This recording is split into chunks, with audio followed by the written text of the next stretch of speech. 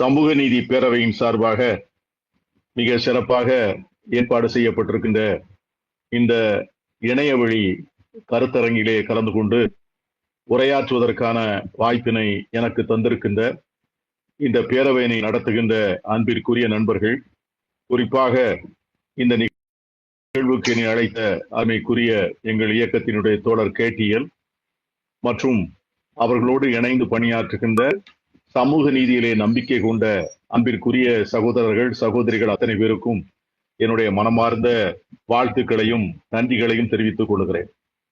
2026 சட்டமன்ற தேர்தல் என்பது நம்முடைய வரலாற்றிலே ஒரு முக்கியமான தேர்தலாக இடம்பெற இருக்கிறது. ஒரு தேர்தலிலே நாம் அளிக்கும் வாக்கு 5 ஆண்டுகள் நம்முடைய வாழ்க்கையினுடைய தரத்தையும் போக்கையும் நிர்ணயிக்கும். நாம் வாழ்க்கையில் எடுக்கக்கூடிய ஒவ்வொரு முடிவுக்கும் ஒரு தாக்கம் உண்டு. அது சிறிய முடிவாக இருந்தாலும் சரி, பெரிய முடிவாக இருந்தாலும் சரி. நான் என்ன படிப்பது, என்ன வேலை பார்ப்பது, யாரை திருமணம் செய்வது, எங்கே போய் வீடு கட்டுவது, இதை போன்ற ஒவ்வொரு முடிவுகளை நாம் எடுக்கின்ற போதும் அந்த முடிவுகளுக்கான தாக்கம் என்பது வாழ் முழுவதும் நாம் சுக்கின்ற ஒரு பெரிய விளைவை தரக்கூடிய ஒரு செயலாகத்தான் அமையும். அதை போலத்தான் வாக்களிக்கின்ற போது நாம் எடுக்கின்ற முடிவு, யாருக்கு வாக்களிப்பது, அந்த வாக்களிக்கின்ற போது நாம் எடுக்கின்ற முடிவு தவறான முடிவாக இருந்தால் அடுத்த 5 ஆண்டுகள் மட்டுமல்ல, சில நேரங்களிலே நம்முடைய எதிர்காலமே சூனியமாகி போய்விடக்கூடிய சூழ்நிலை கூட ஏற்படக்கூடிய அபாயம் உண்டு என்பதையும் நாம் உணர்ந்து வாக்களிக்க வேண்டும். உதாரணமாக இப்பொழுது அமெரிக்க மக்களை எடுத்துக்கொள்ளுங்க. உலகம் முழுவதும் போற்றுகின்ற ஒரு பெரிய நாடு. அறிவியலில், தொழில்நுட்பத்தில், பொருளாதாரத்தில், இராணுவ பலத்தில், இப்படி எல்லா இடத்திலும் முன்னணியிலே நிற்கின்ற நாடு. உலகத்தினுடைய ஜனநாயகத்தினுடைய பாதுகாப்பு என்றெல்லாம் போற்றிக்கூடிய நாடு. மனித உரிமைகளை அதிகமாக பேசுகின்ற நாடு. உலக வரலாற்றில் மட்டுமல்ல, எல்லா நாடுகளும் சார்ந்திருக்கின்ற ஒரு பெரிய எல்லா வளங்களையும் தன்னகத்தை கொண்ட ஒரு நாடாக இருக்கின்ற அமெரிக்கா, அந்த மக்கள் தவறாக ஒரு மனிதனுக்கு வாக்களித்த காரணத்தினால் இந்த அமெரிக்காவினுடைய நிலைமையை நாம் எல்லோரும் பார்த்து உலகமே கைகொட்டி சிரிக்கக்கூடிய அளவிற்கு சந்தி சிரிக்கும் என்று சொல்வார்கள் அல்லவா, அதை போல ஒரு கேவலமான நிலைக்கு அமெரிக்க நாடு தள்ளப்பட்டிருக்கிறது என் உண்மை. அமெரிக்க நாட்டை நோக்கி பார்த்து ஆகா ஓகா என்று வேந்தவர்கள் இப்படி ஒரு கேவலமான ஒரு தலைவரை அந்த நாட்டு மக்கள் தேர்ந்தெடுத்திருக்கிறார்களே என்று அவர்கள் வருத்தப்படுவது மட்டுமல்ல, அவர்கள் தேர்ந்தெடுத்த காரணத்தினால் இன்று உலகம் முழுவதும் அதற்கான விலை கொடுக்கக்கூடிய ஒரு கொடுமையான காலகட்டத்திலே நாம் வாழ்வதுதான். ஒரு தேர்தல் என்ன செய்யும், ஒரு தேர்தலால் என்ன நடக்கும் என்பதை நமக்கு உணர்த்தக்கூடிய வாய்ப்பாக நாம் அதை பார்க்க வேண்டும். இன்றைக்கு தமிழகத்திலே நடக்கக்கூடிய 2026 தேர்தல் ஒரு சராசரி தேர்தலாக நாம் அதை பார்த்து அதை கடந்து போய்விட முடியாது. 5 ஆண்டுகளுக்கு ஒரு முறை வருகின்ற ஒரு தேர்தல், ஒரு சராசரி தேர்தல். இன்னைக்கு இந்த சமூக நீதி பேரவையை சார்ந்த இளைஞர்களை எல்லாம் நான் மிக மகிழ்ச்சியோடு பார்க்கிறேன். ஏன்னா நீங்கள் எல்லோரும் படித்தவர்கள் மட்டுமல்ல, ஒரு நடுத்தட்டு வர்க்கத்தினுடைய பிரதிநிதிகளாக உங்களை பார்க்கிறேன், விவரம் தெரிந்தவர்களாக பார்க்கிறேன். சமூகத்திலே பல இடங்களிலே பல சிறிய குழுக்களை வழிநடத்தி செல்கின்ற தலைவர்களாக உங்களை பார்க்கிறேன். அப்படிப்பட்ட தலைவர்களாக இருக்கின்ற நீங்கள் இந்த தேர்தலை எப்படி பார்க்க வேண்டும் என்று நான் உங்களுக்கு சில செய்திகளை நான் சுட்டிக்காட்ட விரும்புகிறேன். இன்னைக்கு புதிய அரசியல் நிலைமை, இந்த சட்டமன்ற தேர்தல் என்பது ஏதோ தமிழகத்திற்குள்ளே நடக்கின்ற தேர்தல் மட்டுமல்ல. இந்த தேர்தல் எப்படி நம்மை புவி அரசியல் நிலைமைக்கு அடுத்த 5 ஆண்டுகள் தயார் செய்யும், புவி அரசியலுடைய எதிர்காலம் எப்படி இருக்கும், ஜியோ பாலிடிக்ஸ் என்று ஆங்கிலத்திலே சொல்லுகிறார்கள். ஒன்று மட்டும் நமக்கு நிச்சயமாக தெரிகிறது, எதிர்காலம் எப்படி இருக்கும் என்று தெளிவாக சொல்ல முடியவில்லை என்று சொன்னாலும் ஒன்று நம்மால் நிச்சயமாக சொல்ல முடியும், இந்த உலகம், மக்கள், பொருளாதாரம், சமூகம், அரசியல் எல்லாமே தலைகீழாக மாறிவிடக்கூடிய ஒரு பெரும் வரலாற்று கட்டத்திலே உலகம் நிற்கிறது என்பது நமக்கு தெரிகிறது. அதிலும் குறிப்பாக இந்த வளைகுடா நாட்டினுடைய யுத்தத்திற்கு பிறகு நிச்சயமாக நேற்று இருந்த உலகம் இனிமேல் இருக்க போவதில்லை என்கிறது மட்டும்தான் தெரிகிறதே ஒழிய அது எப்படிப்பட்ட உலகமாக இருக்கும் என்கிற தெளிவு இன்னும் யாருக்கும் வரவில்லை. அப்படிப்பட்ட சூழ்நிலையில தமிழகத்திலே வாழ்கின்ற நம்மை இந்த புவி அரசியல் எப்படி பாதிக்கும்? தமிழகத்தை மட்டுமல்ல, இன்னும் சற்று விரிவாக பார்த்தால் தென்னிந்தியாவிலே வாழக்கூடிய நம்மை இந்த புவி அரசியலுடைய எதிர்காலம் எப்படி பாதிக்கும்? இன்னைக்கு உதாரணத்துக்கு நான் சொல்லுகிறேன், வளைகுடா நாடுகளில் நடக்கின்ற அந்த பெரிய யுத்தத்தின் காரணமாக இன்று நாமக்கல்லிலே கோழி பண்ணை வைத்து முட்டை உற்பத்தி செய்கின்றவர்கள் பெற்றுக் கொண்டிருக்கின்ற கோடிக்கணக்கான ரூபாய் இழப்புகளை நாம் தினசரி பார்த்துக் கொண்டிருக்கிறோம். ஒரு மாதத்திற்கு முன்னால் 5.5 ரூபாய் 6 ரூபாய்க்கு விற்ற முட்டை இன்று 4 ரூபாய்க்கு விற்கிறது. ஒரு முட்டையின் மீது 2 ரூபாய் இழப்பு என்று சொன்னால், தீவனங்களுடைய விலை உயர்ந்த நேரத்திலே, வேலை வாய்ப்புகளுடைய ஊதியங்கள் கொண்டிருக்கின்ற வேளையிலே ஒரு முட்டை உற்பத்தி செய்கின்ற கோழிப்பண்ணை விவசாயம் செய்கின்ற ஒரு சாதாரண விவசாயினுடைய எதிர்காலம் எப்படி இருக்கும் என்பதை நாம் சிந்தித்து பார்க்க வேண்டும். நம்முடைய திருப்பூர், ஈரோடு, நாமக்கல், கரூர் போன்ற மாவட்டங்களிலே நம்முடைய நெசவு தொழிலை நம்பி, ஜவுளி தொழிலை நம்பி ஆயத்தடைகளை தயார் செய்கின்ற தொழிலாளர்கள், அதை வைத்து நடத்துகின்ற முதலாளிகள், இவர்கள் வாங்கி வங்கி கடன், அதன் மேல் ஏற்படுகின்ற வட்டி சுமை, அவருடைய எதிர்காலம் என்ன? இதெல்லாம் புவி அரசியலில் இருந்து காரணமாக வருகின்ற கொடுமை. அவர்களுக்கு மட்டுமல்ல, ஒரு சாதாரண உணவகங்களை வைத்திருக்கின்றவர்கள் கூட கடந்த 1 மாதமாக உணவகங்களை அடைத்து வைத்திருக்கிறார்கள். வீடுகளிலே சமையல் கேஸ் எரிவாயுவுக்காக நம்முடைய தாய்மார்கள் வழிநெடுக காத்திருக்கிறார்கள். பல வீடுகளிலே சமையல் செய்வதற்கு கூட வழி இல்லாமல் தாய்மார்கள் விழிபிதுங்கி கண்ணீர் வடிக்கின்ற சூழ்நிலையெல்லாம் நாம் பார்க்கிறோம். இதெல்லாம் புவி அரசியலினுடைய வெளிப்பாடு. இன்னும் சொல்ல போனால் கேரளாவிலே இருக்கின்ற பல்வேறு பொருளாதாரத்தினுடைய தரவுகளே வளைகுடா நாடுகளில் வேலை பார்த்து பணத்தை அனுப்புகின்ற, அங்கே புலம்பெயர்ந்த நம்முடைய வெளிநாடுகளில் வாழுகின்ற அயலக தமிழர்களுடைய வருவாய்தான் கேரள பொருளாதாரத்தையே தூக்கி நிறுத்த வேண்டும். இப்படி தென் மாநிலங்களுக்கு, ஏன்னா நாம் அறிவு சார்ந்த பொருளாதாரத்தை மையமாக கொண்டவர்கள், இது வட மாநிலங்களே அதிகமாக பாதிக்காது. ஆகவே இப்படிப்பட்ட ஒரு கால சூழல் வருகின்ற போது, ஒரு கால நெருக்கடி வருகின்ற போது, நம்முடைய மக்களுக்கு பாதுகாப்பு வளையம் அமைத்து நம்மை வழிநடத்தி செல்லக்கூடிய தலைமை எங்கே இருக்கிறது? அதற்கான திட்டங்கள் யாரிடம் இருக்கின்றன? அதற்கான செயல்பாடுகளை கடந்த காலங்களில் யார் தந்திருக்கிறார்கள் என்பதையெல்லாம் நாம் உற்று பார்க்க வேண்டும். ஏனென்றால் சட்டமன்ற தேர்தல் என்பது ஏதோ மகளிர் உரிமை படத்திற்காக மட்டுமே நடத்தப்படுகின்ற தேர்தல் என்பது ஒரு சாதாரண வாக்காளர் பார்க்கக்கூடிய பார்வை. ஒரு இலவச பஸ் பயணம் என்பது ஒரு சராசரி வாக்காளருக்கு கிடைக்கக்கூடிய ஒரு நன்மை. ஆனால் உங்களை போன்ற அறிவார்ந்த சமூகம் நமக்கு இன்னும் 10 ஆண்டுகள் 15 ஆண்டுகளிலே என்ன நடக்கக்கூடும் என்பதை சிந்தித்து செயல்படக்கூடிய சமூகமாக இருப்பதால் தான் புவி அரசியலுடைய நிலைமை நம்மை எப்படி பாதிக்கும் என்பதை நாம் உணர வேண்டும். அதற்கு நம்ம யார் தயார் செய்வது? நம்முடைய அரசாங்கம் தான் நம்மளை தயார் செய்ய வேண்டும். இது புவி அரசியல். அகில இந்திய அரசியல் எப்படி இருக்கிறது? அகில இந்திய அரசியலை நினைத்தாலே நமக்கு எதிர்காலத்தை பற்றிய மிகப்பெரிய அச்சமாக இருக்கிறது. வரக்கூடிய 16, 17ஆம் தேதிகளிலே பாராளுமன்றம் கூட இருக்கிறது என்று சொல்லுகிறார்கள். ஒரு தனியான ஒரு அரசியல் சட்ட திருத்தத்தை நிறைவேற்ற இருப்பதாக சொல்கிறார்கள். நம்முடைய பிரதமர் மோடி அவர்கள் முன்னுக்கு பின் முரணாக பேசுவதையும், ஏற்கனவே சொன்னதை அப்படியே விழுங்கிவிட்டு அதை ஏதோ தான் பேசாததை போல நடிப்பதையும், இந்த நாட்டு மக்களுக்கு மறதி அதிகம் என்று அவர் நினைத்துக் கொண்டிருப்பதையும், நம்மையெல்லாம் முட்டாள்கள் என்று அவர் நம்பிக்கொண்டிருப்பதையும் நாம் தினசரி பார்க்கிறோம். மகளிருக்கான இடஒதுக்கீடு சட்டத்தை நிறைவேற்றுகின்ற போது இந்திய தேசிய காங்கிரஸ் கட்சி, திராவிட முன்னேற்ற கழகம், இன்னும் இன்றைக்கு நம்முடைய ஜனநாயக முற்போக்கு கூட்டணியில் இருக்கின்ற அத்தனை கட்சிகளும் உடனடியாக 2024 நாடாளுமன்ற தேர்தலிலேயே மகளிருக்கான இடஒதுக்கீட்டை நீங்கள் தந்துவிட வேண்டும் என்று நாம் சொன்னோம். ஆனால் மோடி அரசாங்கம் அந்த தேர்தலிலே ஒரு ஆதாயத்தை பெறுவதற்காக மகளிருக்கான இடஒதுக்கீடை அறிவித்து விட்டு அதற்குள்ளே ஒரு கேட்ச், ஒரு ஹிடன் அஜெண்டா என்ன சொன்னது? சென்சஸ் முடிந்த பிறகுதான் மகளிர் இடஒதுக்கீடு வரும் என்று சொன்னது.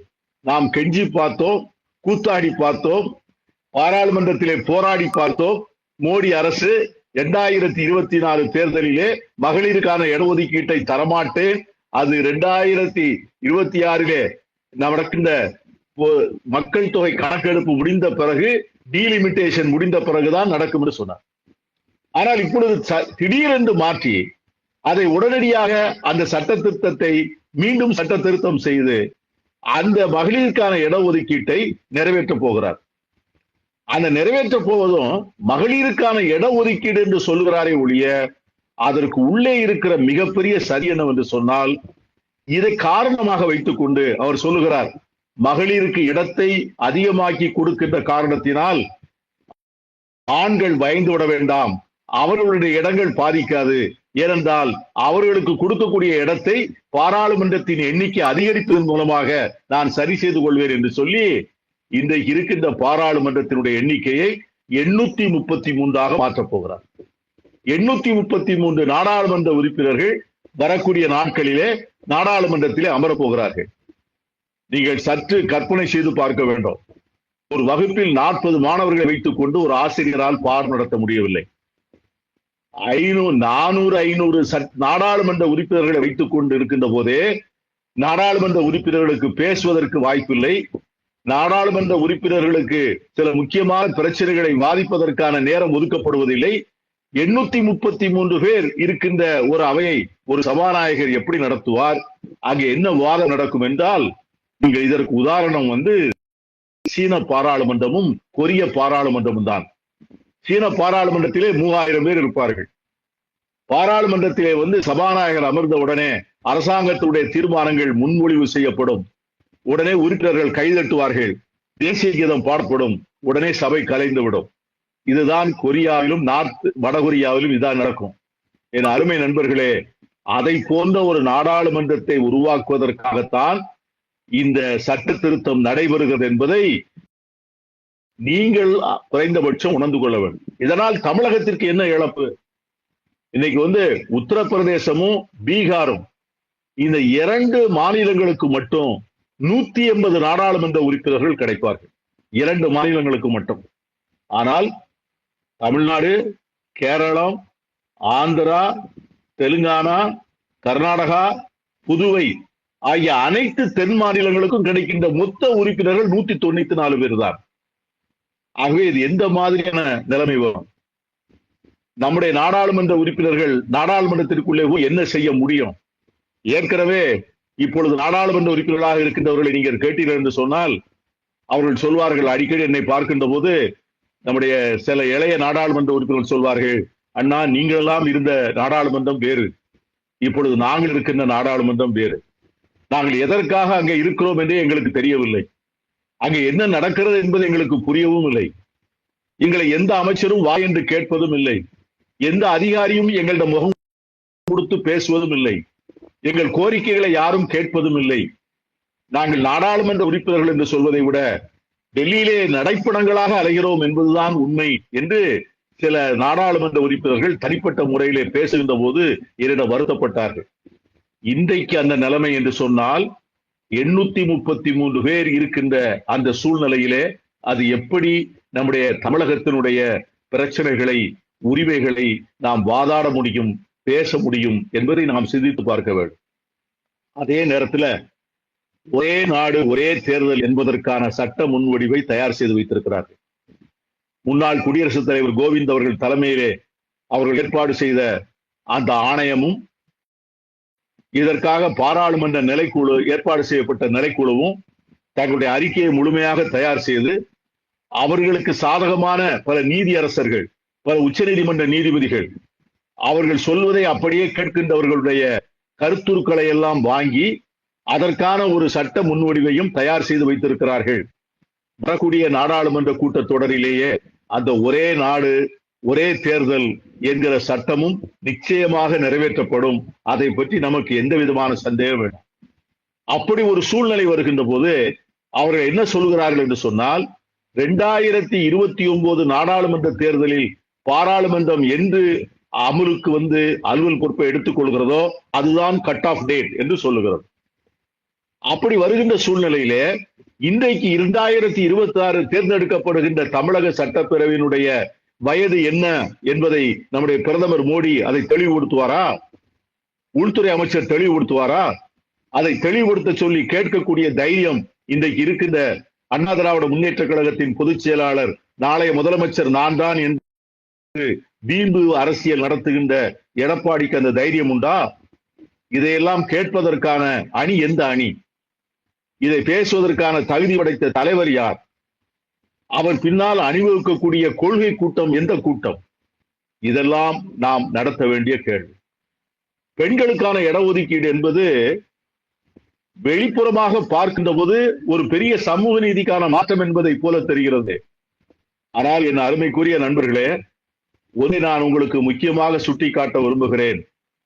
நம்முடைய சட்டமன்றத்திற்கும் உத்தரப்பிரதேச சட்டமன்றத்திற்கும், நம்முடைய சட்டமன்றத்திற்கும் பீகாருடைய சட்டமன்றத்திற்கும், நம்முடைய சட்டமன்றத்திற்கும் உத்தரகாண்ட், இமாச்சல் பிரதேஷ், ஹரியானா போன்ற பல வட மாநிலங்களுடைய சட்டமன்றங்களுக்கும் உள்ள வேறுபாடு. நேற்றைய கூட ஒரு பிரபலமான நம்முடைய ஆங்கில ஏடு ஒன்று ஒரு செய்தி கட்டுரை வெளியிட்டிருந்தது. வரக்கூடிய தேர்தலிலே பெரிய அரசியல் கட்சிகளின் சார்பாக முற்படுத்தப்பட்ட வகுப்பை சார்ந்த யாரையும் வேட்பாளராக நிறுத்தவில்லை. அதிலும் குறிப்பாக பிராமண சமூகத்தை சார்ந்த வேட்பாளர்கள் யாரும் இல்லை. ஆகவே பிராமணர்கள் இடம்பெறாத ஒரு அவை இந்த அவையாக இருக்கலாம் என்று அவர்கள் ஒரு பெரிய செய்தி கட்டுரை வெளியிட்டிருந்தார்கள். தமிழகத்தில் நடந்து வருகின்ற மிகப்பெரிய சமூக நீதி புரட்சியினுடைய ஒரு வெளிப்பாடாகத்தான் அப்படிப்பட்ட ஒரு சட்டமன்றம் அமைந்திருக்கிறது. ஆனால் 1935 தொடர்ந்து வந்த சட்டமன்றங்களை நீங்கள் பார்த்தீர்கள் என்று சொன்னால், அந்த சட்டமன்றங்கள் பெரும்பாலும் முன்னேறிய வகுப்பினராலே, அதிலும் குறிப்பாக பிராமண சமூகத்தை சார்ந்த சட்டமன்ற உறுப்பினர்கள், அமைச்சர்கள், முதலமைச்சர்கள், சபாநாயகர்கள் இப்படி இருந்துதான் இந்த சட்டமன்றத்தை நடத்தி இருக்கிறார்கள். அதற்கு பிறகு வந்த சமூக நீதி புரட்சியின் காரணமாகத்தான் பட்டியலின மக்கள், பழங்குடி மக்கள், பிற்படுத்தப்பட்டவர்கள், சிறுபான்மையினர், இந்த பகுதி மக்கள், இவர்கள் ஏறக்குறைய 97 விழுக்காடு. இந்த மக்கள் இடம்பெறக்கூடிய சட்டமன்றம் அதன் பிறகுதான் உருவானது. ஆனால் இன்றும் உத்தரப்பிரதேச சட்டமன்றத்தினுடைய காம்போசிஷன், பீகாரினுடைய சட்டமன்றத்தினுடைய காம்போசிஷன், நம்முடைய பாராளுமன்றத்தில் இருக்கின்ற மாநிலங்களவை, மக்களவை, அதில் இருக்கின்ற உறுப்பினர்களுடைய எண்ணிக்கை, அவருடைய சமூக பின்னணி, ஒன்றிய அமைச்சரவையிலே முக்கியமான அதிகாரங்களை கையிலே வைத்திருக்கக்கூடிய அமைச்சர்களுடைய சமூக பின்னணி, ஒன்றிய அமைச்சரவையினுடைய நிர்வாகத்தை நடத்துகின்ற செயலாளர்கள் அவர்களுடைய சமூக பின்னணி. தலைவர் ராகுல் காந்தி அவர்கள் அருமையாக சொன்னார், இந்திய அரசாங்கத்தை நடத்துகின்ற 95 செயலாளர்களிலே 4 பேர் தான் வேறு சமூகத்தை சார்ந்தவர்கள். உயர் நீதிமன்றங்கள், உச்ச நீதிமன்றங்கள், மாநில ஆளுநர்கள், வெளிநாட்டு தூதுவர்கள், ஐஐடி, ஐஐஎம் போன்ற உயர்கல்வி நிறுவனங்களுடைய பேராசிரியர்கள், விஞ்ஞான பேரவைகளிலே அமர்ந்திருக்கின்ற விஞ்ஞானிகள், சரித்திர ஆராய்ச்சி நிறுவனங்கள் நடத்துகின்ற ஆராய்ச்சியாளர்கள் எல்லோரும் ஒரே சமூகத்தை சார்ந்தவர்களாக இருக்கின்ற சூழ்நிலை தான் இருக்கிறது. இது எதற்கு சொல்கிறேன் என்று சொன்னால், நாளைக்கு பெண்களுக்கு இட ஒதுக்கீடு வருகின்ற போது நம்முடைய மாநிலத்தை விட்டுவிடுங்கள், ஆனால் வட மாநிலங்களிலே இந்த இட ஒதுக்கீட்டின் மூலமாக முழுக்க பயன்பெறுகின்றவர்கள் யாராக இருப்பார்கள் என்று சொன்னால், முன்னேறிய வகுப்பினர் தான் அந்த பெண்களுக்கான இடஒதுக்கீட்டை பெற்றுக் கொள்வார். அங்க இருக்கின்ற பிற்படுத்தப்பட்ட மக்களுக்கே இன்னும் விடுதலை கிடைக்கவில்லை.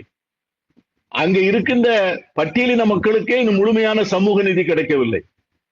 ஆகவே அங்க இருக்கின்ற ஆண்களுக்கே விடுதலை கிடைக்கவில்லை, சமூக நீதி கிடைக்கவில்லை என்று சொன்னால், அந்த சமயங்களில் உள்ள பெண்கள் எப்படி தேர்தலில் நிற்க முடியும்? அப்பொழுது என்ன நடக்கும் என்று சொன்னால், பாராளுமன்றத்திலே ஏற்கனவே பாராளுமன்றத்திலே இருக்கின்ற முன்னேறிய வகுப்பினர் ஒரு கணிசமான எண்ணிக்கையை சார்ந்தவர்கள்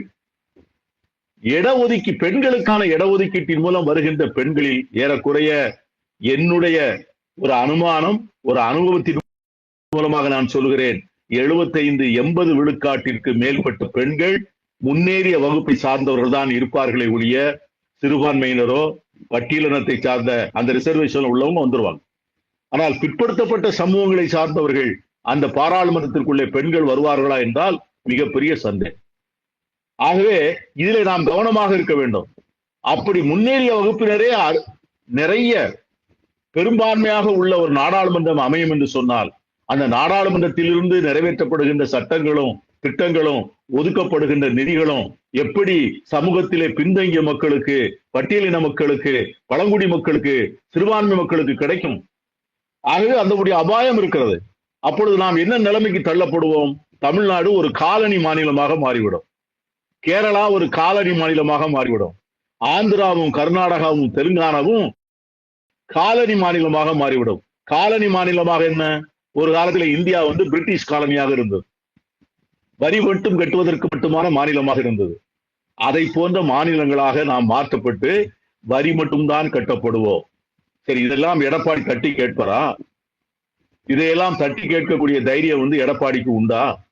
அமித்ஷாவையும் மோடியையும் பார்த்து நான் உங்களை எச்சரிக்கிறேன், இது எங்களுக்கு செய்யக்கூடிய மிகப்பெரிய அநீதி, இதை நாங்கள் ஏற்றுக்கொள்ள மாட்டோம். இன்னைக்கு நம்முடைய முதலமைச்சர் சொல்லுகிறாரு, இன்னைக்கு தலைமைச் செயலாளரை மாற்றி இருக்கிறார்.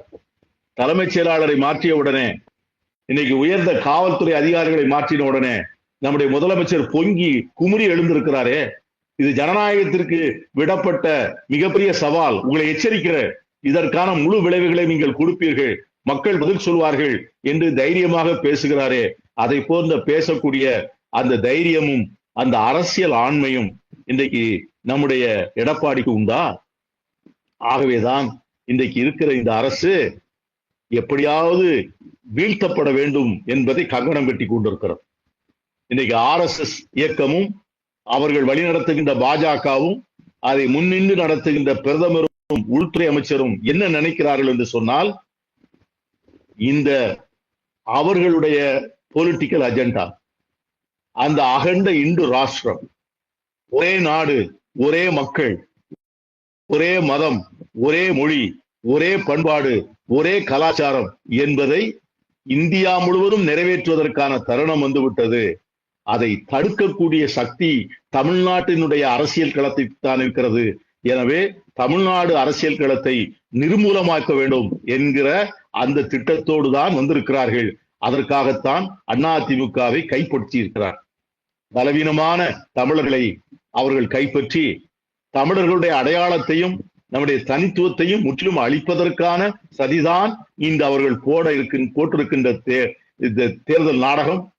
நம்மை பார்த்து சொல்லுகிறார்கள், தமிழகத்தினுடைய அரசு நிர்வாகத்திலே ஊழல் இருக்கிறது. இதை யார் சொல்லுகிறார்? பாஜகவினுடைய சிறப்பான தூதுவராக தமிழகம் வந்திருக்கின்ற பியூஷ் கோயல் சொல்லுகிறார். நேற்று முன்தினம் உச்ச நீதிமன்றம் அவருடைய முகத்திலே அறைந்திருக்கிறது. அருணாச்சல பிரதேசத்தினுடைய முதலமைச்சர் பிரேமகண்டு அவர் தன்னுடைய சொந்த குடும்பத்திற்கு 1500 கோடி ரூபாய் அரசு ஒப்பந்தத்தை கொடுப்பதை அந்த மாநில அரசு விசாரிக்காத காரணத்தினால் சிபிஐ விசாரிக்க சொல்லி உத்தரவு போட்டிருக்கிறார். இவர்கள் ஊழல் செய்கின்ற லட்சணம் நேற்றைய தினம் பார்த்தீர்கள் என்று சொன்னால், விழுப்புரம் நாகப்பட்டினம் அந்த நெடுஞ்சாலையிலே ஏறக்குறைய அந்த சாலை, அந்த பாலம் 6540 கோடி ரூபாய். அந்த 6540 கோடி ரூபாய் போடப்பட்ட திட்டத்திலே போடப்பட்ட சாலையும் பாலமும் பொதுமக்களுடைய பயணத்திற்கே ஒரு வருடத்திற்குள் பயனற்றதாக மாறி ஆங்காங்கே வெடித்து பாலம் அப்படியே நிலைகுலைந்து நிற்பதை பார்க்கிறோம். நம்முடைய பியூஷ் கோயல் அவர்கள் இதற்கெல்லாம் என்ன பதில் சொல்ல போகிறார்? இன்னைக்கு தமிழ்நாட்டை பார்த்து கடனில் மூழ்க போகிறது என்று சொல்கிறார். இன்னைக்கு ஒன்றிய அரசுடைய கடன் என்ன? ஒன்றிய அரசுடைய வருவாயிலே ஏறக்குறைய 34 விழுக்காட்டை வட்டியாக கட்டுவதிலேயே ஒன்றிய அரசு செலவழிக்கிறது. 300 லட்சம் கோடி ரூபாய் கடன் வாங்கி இருக்கிறது ஒன்றிய அரசு. அந்த கடன் வாங்குவதற்கான விதிகளை எல்லாம் கடந்து கடன் வாங்கின அரசு தான் இன்றைக்கு இருக்கிற மோடியினுடைய அரசு. ஆனால் திராவிட முன்னேற்ற கழக அரசு, மத்திய அரசு கடன் வாங்கும் மாநிலங்கள் கடன் வாங்குவதற்கான என்ன விதிகளை அவர்கள் வகுத்து தந்திருக்கிறார்களோ அந்த விதிகளுக்குள் இருந்துதான் கடன் வாங்குகிறோம். வாங்கிய கடனை எதற்காக செலவழிக்கிறோம்? இன்னைக்கு தமிழகத்தில் இருக்கிற ஒரு மிகப்பெரிய சமூக புரட்சிக்கான விதைகளை தமிழகம் முழுவதும் விதைத்திருக்கிறோம். தமிழகத்தில் இருக்கிற பெண்கள் தன்னம்பிக்கை உள்ளவர்களாக இருக்கிறார்கள். இளைஞர்கள் நம்பிக்கையோடு எதிர்காலத்தை பார்த்து உயர்ந்து வருகிறார்கள். முதலீடுகள் வருகின்றன, வேலை வாய்ப்புகள் பெறுகின்றன. நம்மை பார்த்து சட்டம் ஒழுங்கு பாதுகாப்பு சரியில்லை என்று சொல்கிறார். இன்னைக்கு வட இந்திய மாநிலங்களிலே நடக்கின்ற சட்டம் ஒழுங்கு பாதுகாப்பு இன்னைக்கு மணிப்பூரில் நடக்கின்ற மிகப்பெரிய மனித இன படுகொலைகள் இவற்றையெல்லாம் மறைத்துவிட்டு தமிழகத்தில் ஏதோ நடக்கக்கூடாது நடந்துவதைப் போல தன்னுடைய ஆதரவு ஊடகங்களை வைத்து பொய்யான பிரச்சாரத்தை செய்கிறார்கள். இதையெல்லாம் எதிர்கொள்ள வேண்டிய நாட்கள் தான் இந்த நாட்கள். இந்த தேர்தல் என்பது தமிழ்நாட்டினுடைய நல்லாட்சி நிர்வாகத்தை உருவாக்கி தருகின்ற தேர்தல் மட்டுமல்ல, புவி அரசியலினுடைய சவால்களில் இருந்து நம்மளை பாதுகாப்பதற்கும், அகில இந்திய அரசியலில் இருந்து நமக்கு வருகின்ற நெருக்கடிகளை சமாளிப்பதற்கும், தமிழகத்தினுடைய தனித்துவத்தை காப்பாற்றுவதற்கும், தமிழர்களுடைய எதிர்காலத்தை திட்டமிடுவதற்கும், இந்த மிக பாதகமான சூழ்நிலையிலே நம்மை வழிநடத்துவதற்கான சரியான தலைமையை தேடுவதற்கும், அந்த தலைமையை ஆதரிக்கின்ற சரியான அணியை தேர்ந்தெடுப்பதற்குமான தேர்தல் இந்த தேர்தல்.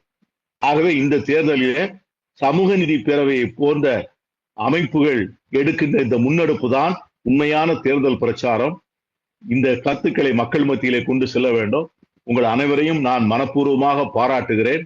தேர்தல் பணியிலே தொய்வில்லாமல் பணியாற்றி இந்த அணி, ஜனநாயக முற்போக்கு அணி வெற்றி பெற்று நம்முடைய முதலமைச்சர் தளபதி ஸ்டாலின் அவர்கள் மீண்டும் முதலமைச்சராக பணியாற்றுவதற்கான பெரிய வாய்ப்பினை உருவாக்கி தருவதற்கு நீங்கள் எல்லோரும் பெரும் உழைப்பை தர வேண்டும் என்று கேட்டுக்கொண்டு, இந்த அருமையான வாய்ப்பினை எனக்கு தந்த சமூக நீதி பேரவைக்கு நன்றி சொல்லி விடைபெறுகிறேன். நன்றி, வணக்கம்.